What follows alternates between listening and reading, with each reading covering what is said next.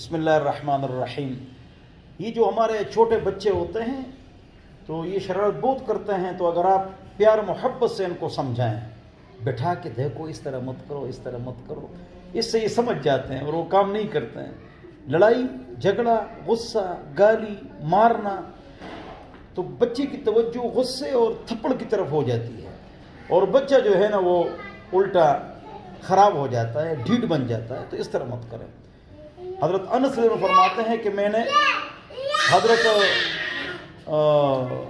محمد پاک صلی اللہ علیہ وسلم کی خدمت کی 10 سال، لیکن حضور نے مجھے مارا نہیں، ڈانٹا نہیں۔